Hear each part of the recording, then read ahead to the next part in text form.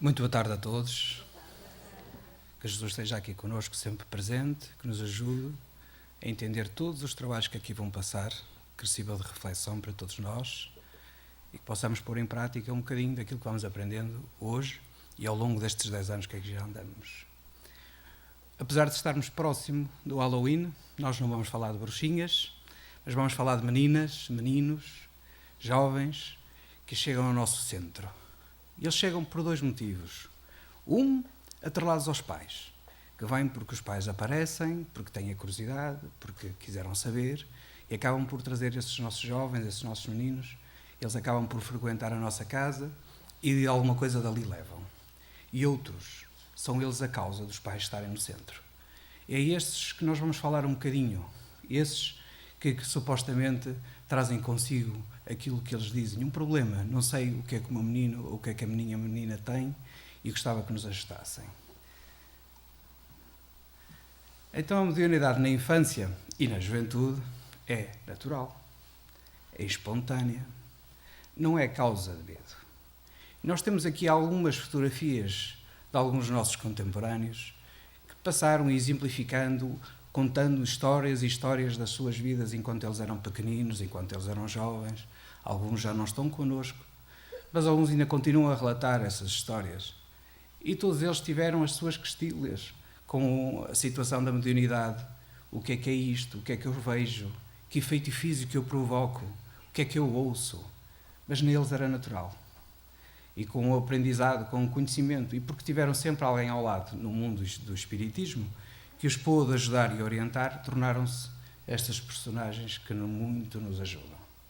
No caso de Divaldo, construindo a mansão do caminho, tendo um monte de filhos ao seu cuidado, é natural que pela sua mediunidade uma quantidade enorme de livros se referenciem à juventude, se referenciem à infância, às questões que foram apresentadas a ele mesmo e que serviram e servem para nós, deste outro lado do Atlântico, para podermos também nós orientar-nos a nossa casa, como podemos resolver os problemas que lá vão surgindo dentro do conhecimento espírita.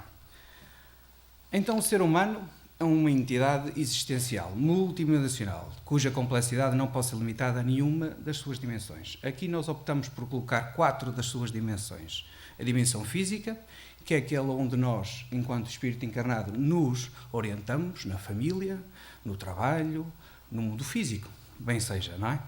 Nós temos também a dimensão espiritual, que é quando nós temos a consciência de que já pré-existimos, de que nós não vivemos só e que o nosso espírito é eterno. Essa consciência, esse convívio com o mundo físico, permite-nos encarar a vida física de uma forma muito mais diferente. É claro que no mundo, ou na dimensão sociocultural, que também se engloba e se mescla com as outras dimensões, nós aí temos uma tarefa também interessante. Porquê? Porque nós damos conta de que somos um ser, mas que existem outros seres. E de que, além desses seres que nós temos, que estão à nossa beira, nós temos uma noção de bem e de mal. Começamos aí a criar essas nossas relações. E isso vai promover que nós consigamos ter uma visão moral diferente, tenhamos mais apelo à espiritualidade, consigamos desenvolver a nossa inteligência, porque a inteligência está no mundo espiritual. O nosso ser, quando nasce, ele traz consigo uma orientação própria para a vida. E então, quando ele tem essa noção, essa mente psíquica, ele começa a perceber-se que pode comunicar e interagir com todas estas dimensões. E quando nós atingimos a dimensão física, nós podemos fazê-lo de duas maneiras. Ou animicamente, ou seja, o meu próprio espírito interage com o mundo físico, ou permitir que outros possam usar o instrumento para interagir precisamente com este mundo físico. E aí nós temos a mediunidade. Foi o que nós estamos a falar um bocadinho antes. A nossa Paula nos explicou-nos como funcionava o mundo espiritual dentro da casa espírita. Nós temos ali uma série de definições do que é ser médium. Quantos explicam, quantos falam, que todos nós temos uma opinião própria. Há quem chama um telefone, há quem chama um aparelho de ligação entre os dois mundos, há quem chama isto e aquilo. Mas no livro dos médiuns diz que é todo aquele que sente, num grau qualquer, muito ou pouco, a influência dos espíritos. E todos nós sentimos. Nós, se fôssemos desprovidos de mediunidade, teríamos muita dificuldade em superar as nossas próprias provas aqui. Então em que é que isto vem de alguma forma influenciar os nossos pequenos seres? Não é? Haverá inconveniente em desenvolver-se a mediunidade nas crianças? Porque esta é a questão que nos traz aqui hoje. Nós entendemos um bocadinho como é que funciona a mediunidade. Então, se nós entendemos, haverá inconveniente em desenvolver nas crianças. O povo é muito sábio e diz que tudo o que é pequenino tem graça. Nós conseguimos acariciar um gato, bebê, um cachorro, uma rosa que está ainda em botão. Quando nós olhamos uma criança, dificilmente nós nos recusamos a fazer um carinho. Pois é isto que nós precisamos das nossas crianças. Proporcionar-lhes o amor, a moralidade, o carinho, a presença, a orientação. Nós não precisamos de lhes desenvolver a mediunidade. E a resposta no livro dos Médiuns é precisamente essa. Certamente, e sustento mesmo que é muito perigoso. Pois que esses organismos débeis e delicados sofreriam por essa forma grandes abalos. Nós sabemos nos nossos dias as dificuldades que os nossos jovens têm, que as nossas crianças têm, desde a integração na sociedade. O bullying é muito falado nas escolas, o bullying é uma preocupação dos pais em casa. Porque é que nós vamos lhe proporcionar mais rótulos? Para que é que nós vamos proporcionar mais dificuldades para que essas crianças possam ainda, além de ter que interagir com o mundo físico, não é? E entender o que é espiritualidade, para que é que nós vamos permitir que eles sofram um pouco mais? Se nós podemos orientá-los dentro da casa espírita para outras tarefas, se nós podemos orientá-los dentro do nosso lar, mesmo aqueles em que a mediunidade é espontânea, é alertar o que aquilo é, o que conviver com um mundo e conviver com outro, os benefícios e os malefícios que tem. Todos, por isso é importante que os pais entendam também. Mas desenvolver a mediunidade, não. Aqui temos uns quantos pontos que eles vão falando. As crianças se manifestam espontaneamente, a faculdade devem ser cercadas de cuidados especiais. Sim, cuidados especiais, porque eles são especiais. Não é uma criança normal. Quando nós temos uma criança em que o seu desenvolvimento mediúnico é diferente, num grau mais evoluído que o outro, ele tem uma necessidade especial. Não é, como nós dizemos muitas vezes por brincadeira no nosso centro, não é um X-Men, nem é um super-homem, não. Mas também não é nenhum deficiente, tem a mediunidade. E nós temos que tratar de uma forma diferente, ajustar os nossos conhecimentos enquanto orientadores, enquanto evangelizadores, àquela criança. E sim, somente depois delas amadurecerem, somente depois delas crescerem, então nós podemos pensar como podemos tratar ou lidar com a mediunidade nessas crianças. Diz-nos Divaldo, o tal sujeito que nos traz tanta informação acerca do mundo espiritual dedicado aos jovens e às crianças, não é? No caso aqui, na adolescência e vida. Considerando-se, porém, a sua falta de estrutura psicológica, porque está em fase de desenvolvimento orgânico e psíquico, ela não deve ser encaminhada para experiências paranormais. Não deve. Às vezes é, mas não deve. Então, muitas vezes, por exemplo, quando nós temos que falar, não sei se vamos falar hoje de obsessão ou desobsessão, mas muitas vezes as crianças também elas sofrem de obsessão. Elas não têm que estar presentes numa reunião mediúnica. Podem perfeitamente estar fora, porque é sujeitar à presença de um obsessor. Criar ainda mais conflitos dentro da criança. Se nós podemos proteger, se não é necessário essa presença, é o que Divaldo aqui quer falar acerca desse assunto. Nós podemos orientar a nossa criança de forma que ela possa ter uma vida muito mais tranquila, sem termos que lhes martirizar a vida com o mundo espiritual, para além das tarefas que ela tem que fazer no seu dia-a-dia. Ela tem que crescer, tem que estudar, tem que se dedicar. Antigamente nós tínhamos uma escolaridade muito menor. No 4º ano já estávamos prontos para ir para o mercado de trabalho. Passado pouco tempo, com 12 anos, nós íamos para o mercado de trabalho. Depois, uns anos mais tarde, passámos a fazer aos 15. E agora aos 18. A sociedade começou a repensar e a atrasar a entrada do jovem ao mercado de trabalho. E encontrou, certeza, benefícios para que assim acontecesse. Nós todos hoje entendemos de que um jovem muito mais educado acaba por ser um trabalhador muito mais eficiente. A escolaridade é importantíssima, o conhecimento é importantíssimo, mas a socialização também. Quando nós pegamos numa criança e metemos-la diretamente no mercado de trabalho, como nós vemos ainda, infelizmente, para alguns desses países, ela perde a sua meninice. Ela perde algumas das características que um dia vão-lhe fazer falta quando forem pais. E o feedback vai começar.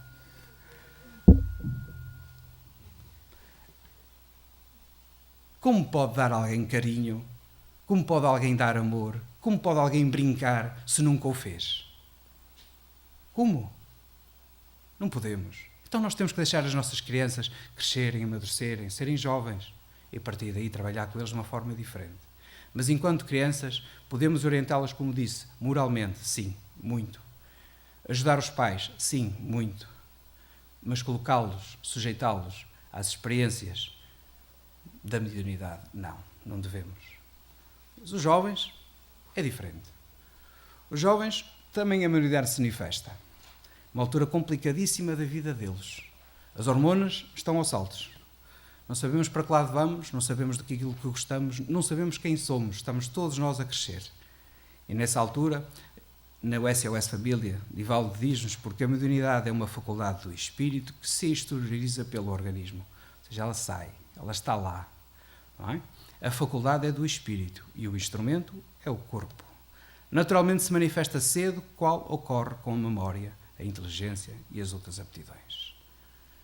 Mas no jovem existem os conflitos fóbicos, claro, os receios, os medos, os transtornos neuróticos, aquela mudança de humor que muitas vezes nós temos assim, adolescência, coisa complicada, não é?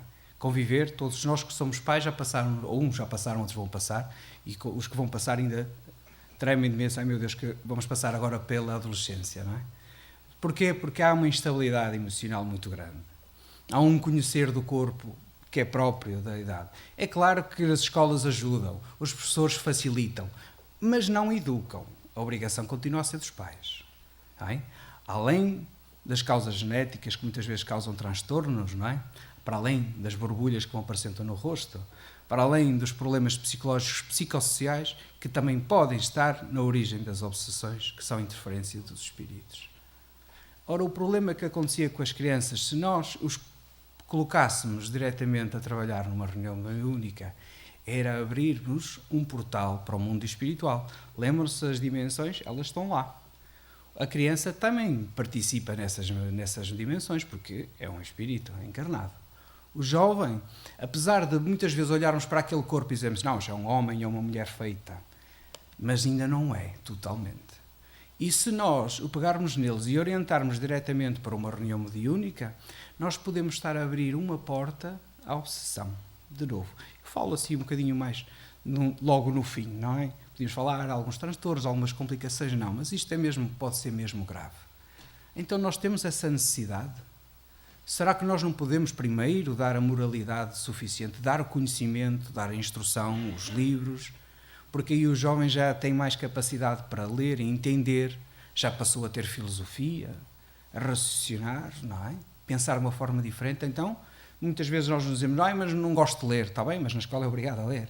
Portanto, também se é obrigado a ler, porque é que não ler um dos livros de orientação mediúnica, não é? E se não entender, perguntar a um evangelizador, alguém que seja próximo, de preferência os pais, porque aí o diálogo é mais fácil. Ou então com um jovem, porém mais adulto, aí nos 20 e tal, em que já está totalmente formado e que tem esse conhecimento e pode, de certeza, a chegar mais depressa pela afinidade de idades àquele nosso jovem que está a desenvolver a sua mediunidade. Mas se nós promovermos o seu contacto com o mundo espiritual mais rápido do que seria desejado, nós vamos abrir portas que muitas vezes depois vamos ter muitas dificuldades em fechá-las. E depois voltamos àquela tradição. Eu quero é fechar a morada do meu filho ou da minha filha. Aí no centro não fecha, então eu vou procurar outro lado, mas eu tenho que fechar, eu já não posso mais aguentar. Porque ele corta-se, porque ele faz isto, porque ele diz que são os espíritos que mandam cortar-se, não é? Ou que mandam jogar o jogo da baleia. Porque ele diz que houve o avô e a avó, e não, está a chamar a atenção. E muitas vezes não, às vezes pode ser verdade, mas muitas vezes não. E a conversa é muito mais franca e é muito mais útil se nós tivermos um conhecimento mais próximo do jovem. Se nós lhe abrirmos diretamente uma mesa mediúnica para o trabalho, até o evangelizador vai ter dificuldade, pois estamos num trabalho mediúnico, estamos numa casa mediúnica, protegidos por uma equipa mediúnica, não é? Como dizia a nossa Paula. Está tudo protegido, mas será que o trabalho está protegido? Não é bem assim. Então nós vamos tentar segurar os nossos jovens, é tê-los amadurecerem organicamente e, no caso, mentalmente e moralmente, para que então sim possam participar num trabalho mediúnico. No entanto, todos nós ficamos contentes de ver os nossos jovens no centro. Se estiver perto de uma câmara de passos, alguém que venha a primeira vez a uma câmara de passos e encontra um jovem lá dentro, não é? Seja a dar a água, seja a chamar as pessoas para entrar, parece que sentimos uma certa segurança, pois se não faz mal às crianças, também não me faz mal a mim. Participar nas outras atividades da casa é ótimo. Então, por que não fazer uma prece de abertura? Assim, se está um jovem a fazer uma prece de abertura, então não deve ser difícil. E aquele alguém que está a querer começar em início da formação, não é? Então vai se sentir mais encorajado. Se ele consegue, eu também consigo. Ver os jovens a pulular, os meninos e as meninas a pulular pelo centro, sim. Somos todos da opinião de que as tarefas, o departamento, deve imiscuir-se com todos os outros apartamentos, sim. Conviver dentro do centro espírita. Se, por exemplo, nós colocássemos, imaginemos, um grupo de jovens a trabalhar só de manhã e todas as atividades depois se proporcionassem à noite, ninguém sabia que existia, a não ser aquele grupo em si. Mas se nós os habituarmos a fazer pequenas tarefas relacionadas, o conviver com a mediunidade, sim. O conviver com os mais velhos que dizem, olha, aquele é médium de qualquer coisa. E é natural que o jovem vai perguntar-lhe, olha, como é que lhe aparece essa vontade de escrever? Isso cai-lhe do céu? Como é que isso é? E essas perguntas e esse entrosamento entre os diferentes elementos de um centro espírita vai desenvolvê-lo moralmente, de uma forma mais segura do que se habilitar a fazer um curso de mediunidade. Então, fizeram esta pergunta num livro de Mediunidade e Obsessão da Shelley Schubert. Com que idade nós devíamos iniciar a prática mediúnica? O bom senso e a experiência mostram que a prática mediúnica não deve ser iniciada nem com jovens de 15 ou 16 anos, somente em casos excepcionais, porque nem sempre eles estão preparados para o compromisso sério e perseverante. Há pouco ouvimos falar em pontualidade, em assiduidade. Nós não podemos pedir isso a um jovem. Por norma, o jovem tem mais do que uma atividade. Além da escola, normalmente pratica desporto, ou então vai praticar um instrumento musical, ou num grupo de teatro, ou seja, tem sempre imensas atividades. Muitas proporcionadas pelos pais porque podem e querem, muitas porque são obrigados a proporcionar porque só chegam ao fim do dia e então têm que colocar os jovens em algum lado e enchem-nos de atividades, não é? O jovem hoje não é o mesmo jovem que escreveu ou permitiu que se escrevesse o Livro dos Espíritos com 15 ou 16 anos. Há pouco falámos que a maturidade evoluiu ao longo dos séculos. Muito. A transição para o século XXI foi grande na questão do ensino e tudo o resto. A maior parte das pessoas que têm a minha idade são filhos de pais que teriam menos de 25 anos. Hoje, dificilmente, alguém é pai com menos de 30 anos. Não é? Porque nós queremos que os nossos filhos estudem, terem um curso, um mestrado, e depois entrem no mercado de trabalho, estabilidade física, financeira, e depois, então, sim, procriação. Então, nós alongamos a nossa entrada, no caso de sermos adultos. Nós, apesar de no bilhete de identidade dizer que 18 anos nós somos adultos, quando chegar à altura de votar, como foi agora, muitos dos jovens ficaram, vou votar em quem? Não tem noção política. Pedem ajuda aos pais. Em quem é que eu vou votar? Fazem o que os pais orientam, porque não têm ainda essa maturidade. Com a mediunidade, ainda muito mais. Por isso, quando dizíamos com 15, 16 anos, hoje um jovem, há exceções, há gente que é bem madura, com 15, 16 anos, já sabe muito bem o que quer. Mas a maior parte deles não. Então nós podemos orientá-los como professores, podemos orientá-los como pais, como evangelizadores. Mas temos essa obrigação. Por isso, nós podemos ajudar os jovens, nós podemos ajudar as nossas crianças do Departamento de Infância e Juventude. Podemos e devemos, mas com muita prudência e discernimento. Porque quando o jovem entra em casa da espírita e os pais dizem, este meu filho ou esta minha filha tem este ou este problema, eu já fui a este médico, eu já fui a consultar este psicólogo, este psicoterapeuta, já fiz um monte de coisas. Então nós devemos pegar nesses nossos pais e conversar de uma forma relaxada para começarmos a descobrir se aquilo de facto é um problema de mediunidade. Porque muitas vezes os pais estão desavindos e a criança usa essa ferramenta para unir os pais. Não tem nada a ver com mediunidade. A criança tem muita imaginação. O jovem também, ainda para mais instruída. Então nós temos de ter o bom senso de sabermos isolar as coisas, de orientar Se possível, termos um evangelizador connosco, quando alguém faz o atendimento a uma situação desse género. Porquê? Porque tem o conhecimento mais próprio, não é? Consegue mais facilmente identificar os diferentes tipos de mediunidade e consegue descortinar através de um diálogo sóbrio sobre a questão. Se nós tivermos essa prudência, não aceitar logo, olha, a minha criança diz que vê, que é o mais fácil normalmente é vê e ouve. Porque aqueles que são de levantar, não é, defeitos físicos, esses todos nós vemos. Mas uma criança diz que eu vejo isto, ou ouço aquilo, não é? Como ouvimos nos primeiros slides, troca, bater alguém e ouço estes barulhos. Primeiro vamos conversar com as pessoas que são especialistas, não é? Se nós não temos um psicólogo dentro da nossa casa espírita, então nós primeiro recomendaremos para que esse profissional faça o seu trabalho. Nós, na casa espírita, temos a obrigação de o orientar moralmente, de lhe mostrar o que é um passe magnético, de lhe mostrar o quanto é benéfico assistir a uma palestra espírita, seja o Evangelho, seja de outro teor, o estar presente junto com os pais, não é? De pedir aos pais para que participem com os seus filhos naquela, não descarreguem os filhos no infantário espírita, não, estejam com eles presentes, estudem com eles, orientem, e depois mais tarde então vamos falar de mediunidade. Mas entretanto não passou uma semana, nem duas, nem três. Quem sabe se um dia nós não podemos também convencer esses mesmos pais a frequentar um curso espírita, e aí sim, em entender melhor e orientar melhor o seu próprio filho. Porque todos os pais querem o mesmo: a ajuda para os seus filhos, a orientação para os seus filhos. A casa espírita tem muita informação para dar. E no caso da UERP, é idêntica em todas as casas. Por isso, sabemos usufruir todos dessa orientação. Há pequenas variações, sim, há pequenas formas, nós somos todos diferentes, cada um usa as ferramentas que tem. E se um dia tivermos que pegar nesses nossos jovens e fazer com eles um trabalho mediúnico, e já estamos então a falar de jovens, bem jovens, não é? Mais tarde, vamos ter consciência que esses trabalhos mediúnicos vão ser um pouco diferentes do que aqueles que nós normalmente assistimos nos outros. Porque os seus interesses são outros, os seus gostos são outros, as suas preocupações são outras.